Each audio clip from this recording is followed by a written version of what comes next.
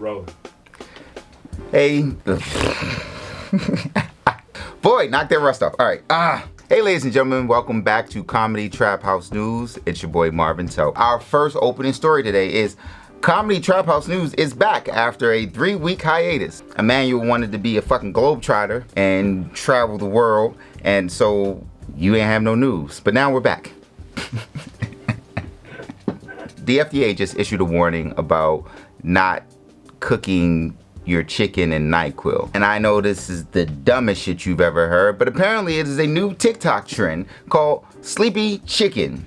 My God. And this is where Charles Darwin shows himself in society every now and again. And you might be like, why are they making sleepy chicken? Why did they eat Tide Pods? I don't actually have an answer, but it was a trend. It became a popular thing. But the FDA said, hey, when you cook drugs, it gets more concentrated. And when it gets more concentrated, you can overdose on chicken. And that will be the first time a nigga has overdosed on chicken. Yeah, we may have had a heart attack or two, but we've never overdosed off of some chicken. And this is where I realized Walter White started working for the Colonel.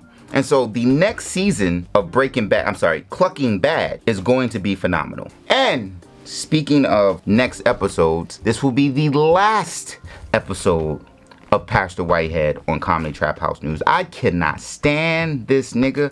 No way, shape, or how. So, of course, you've seen it. Pastor's back in the news again because he put his hands on, allegedly put his hands on a woman. Take the pictures! Now, in the United States, you are innocent until proven guilty.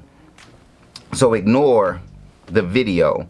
And he said, to his defense, the woman came into church and was yelling at him about being a shitty pastor. I mean, you know, whatever allegations it was. And he said that she was making a beeline to his wife and his daughter. And so he had to put hands on her. Nigga didn't do anything when these niggas walked in with guns and approached his wife and daughter. But he put hands on a woman. And this is the type of bitch ass and these are the things that make it really hard for people to find God. Because when you are a man of God, a shepherd, a leader of a church, people are legitimately turning to you because they feel you have a little more insight, a little connection, because you've studied with God. And this world is chaotic, that people looking for God is something important. And then you get assholes, charlatans, people like this, who's about to preach. He's literally about to do a sermon about how they talking bad about him as a hustler and a scammer. Anyway, when you have people like this who are leading the church, it leads people to not following the church and looking for God, God knows where. And it's shit like this that drives me fucking crazy. Personal incident. I may have been flirting with a pastor's wife. I may have. I'm not saying I did. I'm just saying I may have. And her husband, who cheated on her, called me and threatened me that he would fuck me up on sight. Pastor, I'm not going to say his name of this Connecticut church, but nigga, you can still see me whenever. Moving on. While we are discussing people who need hands laid upon them, Governor Ron DeSantis of Florida, fucking Florida, has sent 2 plane loads of migrants from Florida to Martha's Vineyard. Clearly political, strategic move to be like, hey, since you got so much to say about what we're doing down here, here goes some migrants for you. And as a political move, it is brilliant. It's very easy to sit up in Martha's Vineyard or in any of these other great, highly expensive, highly valuable lands, properties, locations, and say, hey, you've got to treat people better. And then when you finally got them, now you do something with them. But as a move of a human, you are an absolute piece of shit. These are people who are literally seeking asylum.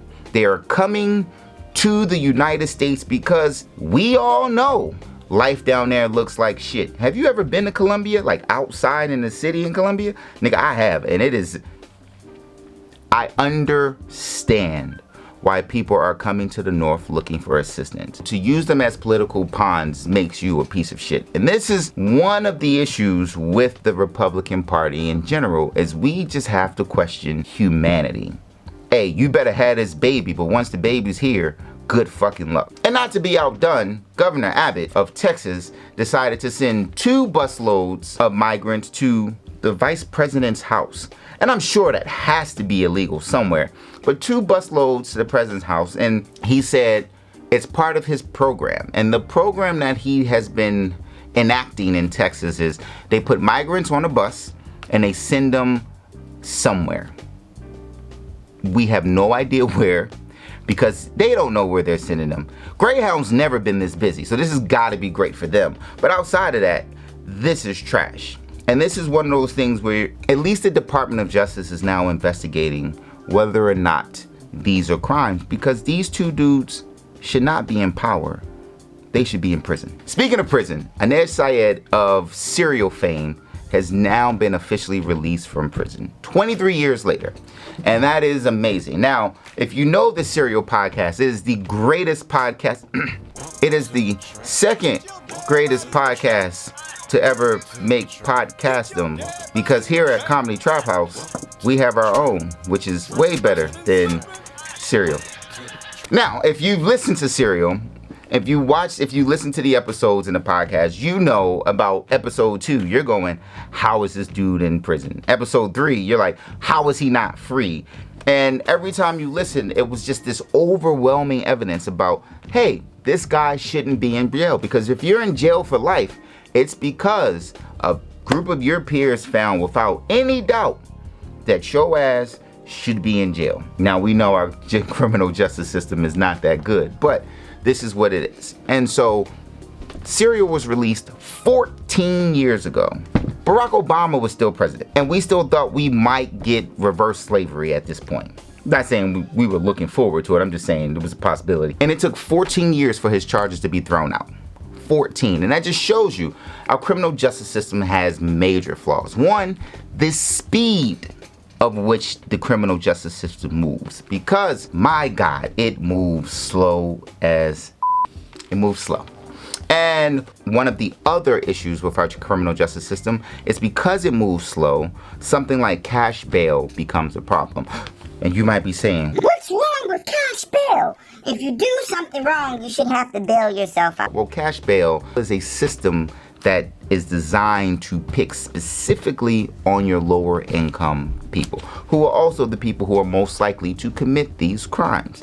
So, for example, the white woman who killed her kids accidentally, allegedly, I always got to use legal terms, was out the same day because she was able to post $1 million bond. And then you get someone like my cousin, not bringing family shit in here, who sat in jail for a minute because he couldn't get a $500 bond from his family. And that's the issue. If you're from a low income home, if you don't get this bond, you sit in jail. And you sit in jail until your court date. And as we know, the criminal justice system is slow. And so, to help with this, we've gotten the Safety Act in Illinois. And I know you've seen it online, and they've tried to scare the hell out of you. They're like, on January 1st, 2023, all the killers, murderers, rapers, kidnappers, pedophiles, R. Kelly's doing a concert, Satan, everyone's getting out of jail in Illinois,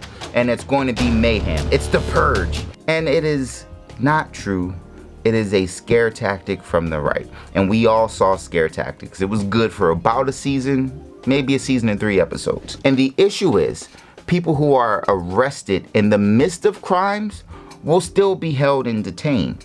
Because if their crime is of a felony offense, meaning these motherfuckers should be in jail, they will stay in jail until their court date. The issue is the people who should not be in jail for, I had a blunt in my pocket, my family can get me out for $1,000. I should not sit in jail for 6 months until my court date. We cannot have people who are falsely identified sit in jail for years. And that's what happened to Khalif Browder.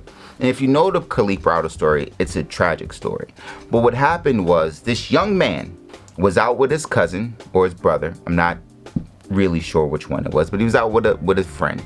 And he was accused of stealing someone's book bag with $700, $800 worth of stuff in it. And he was arrested, falsely identified. At this point, he spent 951 days in prison because his family could not reach his $3,000 bond. Now, you may say, $3,000, I got that. $3,000, we spent it on IG. $3,000, I see niggas throw that shit away. But his family didn't have that $3,000. So Khalif sat. And then the prosecution kept asking for continuations on his trial. So he sat. Jumped by gang members, fought with another gang member, put in solitary confinement. And he sat in jail for 951 days for his conviction to be thrown out. This is our problem with criminal justice. And yes, the Safety Act is not perfect, right? There's going to be some motherfuckers who should probably stay in jail who will get out. And as they work through the kinks, at least it's a step in the right direction. And you know what? Maybe it may not be perfect, but maybe it'll save a life. That's our time here. I'm out of practice, people. God damn it. And that's our time here at Comedy Trap House News. Thanks for spending time with us. It's your boy Marvin Telp. Peace. If you enjoy this show, make sure you check out the rest of the shows on the Comedy Trap House Network. Mayhem Hour, Mic Drop, and of course the OG, the Comedy Trap House Podcast. Also, follow your boy on Instagram.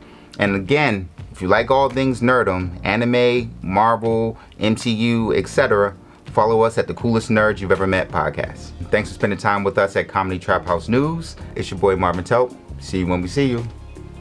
Peace.